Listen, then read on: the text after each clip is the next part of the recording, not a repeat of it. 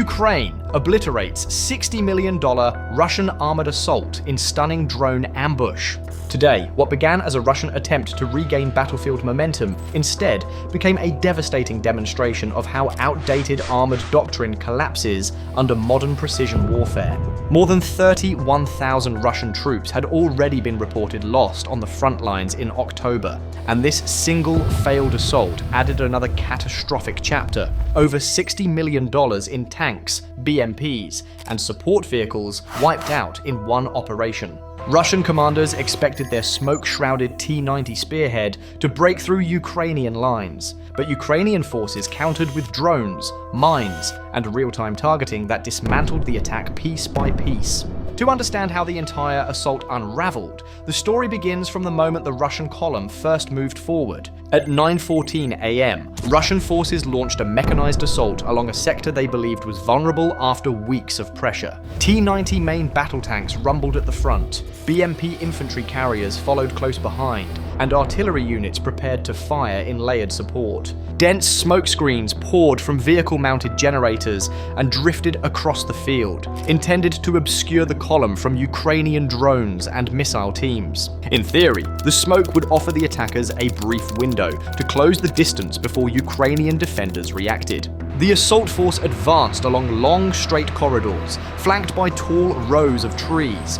T-90S pushed ahead with cannons primed to suppress trenches, and BMPs stayed tight behind them, ready to deploy infantry as soon as a breach emerged. The combination of smoke, speed, and heavy armor was designed to overwhelm Ukrainian positions. Dust from tank treads mixed with the smoke, thickening the haze until visibility, even within the column, grew limited. But Ukrainian reconnaissance units had already seized the initiative. Well before the first tank reached a firing line, small unmanned aerial vehicles were circling overhead at safe altitudes, feeding live thermal imagery back to operators. These drones spotted the assembly of Russian armor at 9:23 a.m., mapped out the formation, and traced the intended advance routes along the tree lines. The smoke screens did nothing to hide heat signatures, and the terrain that simplified navigation for the attackers made their movement predictable for observers above. By 9:31 a.m., Ukrainian fire control teams had a complete layout of the advancing forces. They identified where the armored column was most vulnerable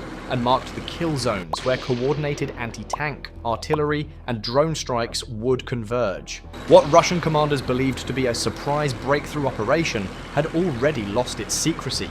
Inside the T-90S, crews peered through narrow optics, scanning for ambushes while pushing forward under strict orders not to slow. BMP drivers maintained tight spacing to avoid gaps, and infantry inside held their rifles ready for rapid dismount once they reached Ukrainian positions. The smoke drifting low across the terrain was engineered to disrupt weapons like the Javelin anti-tank system, which required clear locks. But Ukrainian defenders were watching through thermal sights and drone feeds that were unaffected. At 9:42 a.m., the first decisive Ukrainian strike hit the Russian spearhead. From a concealed firing position, a Ukrainian Javelin team locked onto the lead T-90, visible through the haze. The missile launched, arced upward, then plunged down onto the tank's weaker top armor. The explosion tore through the vehicle, igniting internal systems and leaving the burning tank blocking the narrow path. Crew members bailed out through hatches, scrambling towards nearby vehicles for cover. The immobilized T-90 disrupted the advancing formation immediately. BMPs and tanks behind it were forced to brake or swerve in confusion, their view still obscured by their own smoke. Ukrainian artillery crews, already waiting for confirmation from drones, acted immediately.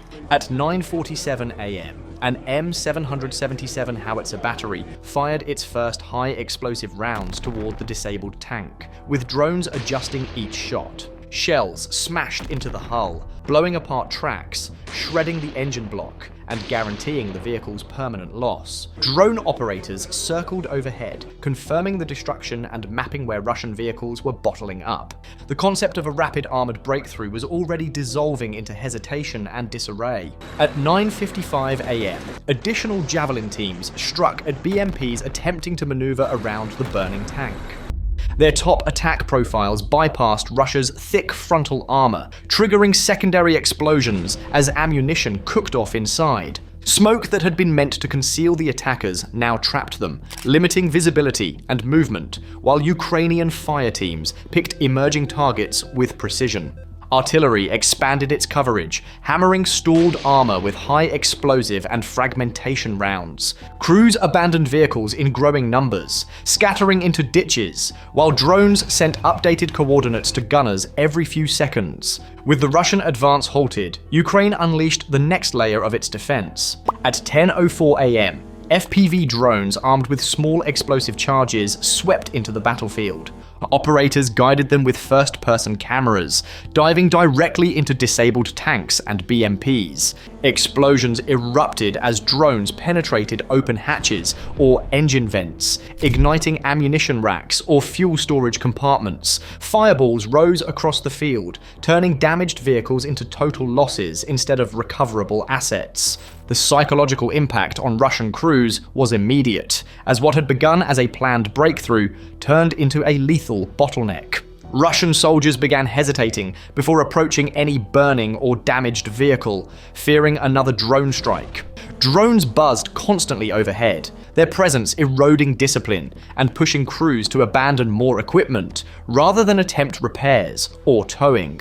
Ukraine then targeted Russian logistics. At 10:12 a.m., FPV drones attacked supply trucks and fuel carriers edging towards the front. One drone struck directly into the cabin of a transport truck, exploding its engine and blocking a key path. Another detonated inside the cargo bed of a fuel trailer, sending flaming fuel across the route and forcing additional units to divert into open fields where artillery had pre-sighted firing lines. Russian commanders attempted to regain the initiative through heavy shelling. At 10:18 a.m., cannons behind the assault line began firing toward Ukrainian trenches, hoping to force defenders into cover and allow infantry to advance. But the Ukrainian defensive network was already operating on shared drone intelligence. Positions rotated quickly, targeting priorities shifted, and defenders stayed mobile enough to avoid sustained bombardment. Before Russia could rebuild momentum, another disaster struck. At 10:26 a.m., a BMP in the middle of the column rolled over a concealed anti-tank mine near a location referenced only as VA.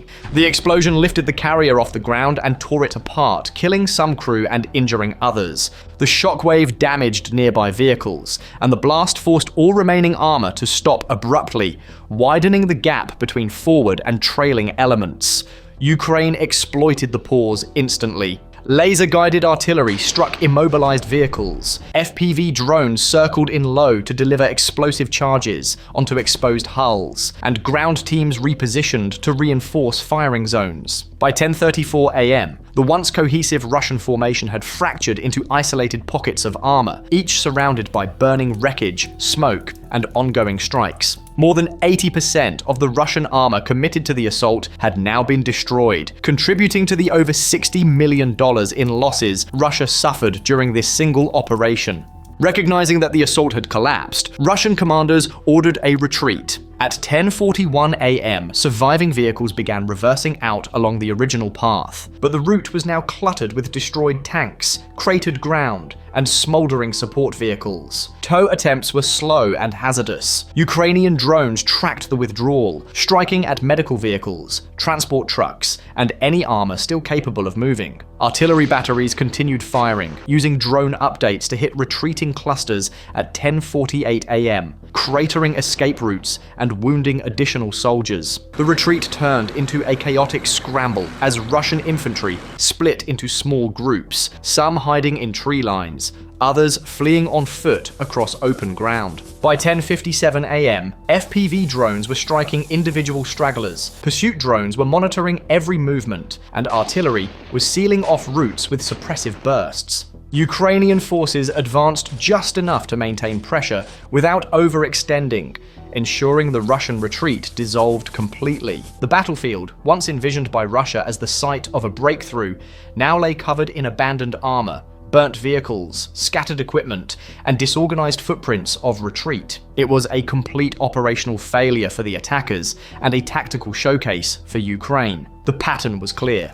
Mines disrupted, missiles halted, artillery dismantled, and drones finished. Together, these layers reshaped the fight into a controlled demolition of a mechanized assault. In a month already marked by 31,000 lost Russian troops, 93 destroyed tanks, and over 230 armored fighting vehicles, this failed operation, with its additional $60 million in destroyed Russian assets, underscored a new truth in warfare. Numbers alone no longer guarantee victory. Cheap drones now outperform multi-million-dollar machines, and sensors and data increasingly decide outcomes faster than armor and mass. Ukraine proved that speed, coordination, and reaction time outweigh brute force. So the question now is, will Moscow abandon its traditional doctrine and adapt, or continue sending armor into kill zones shaped by modern drone warfare?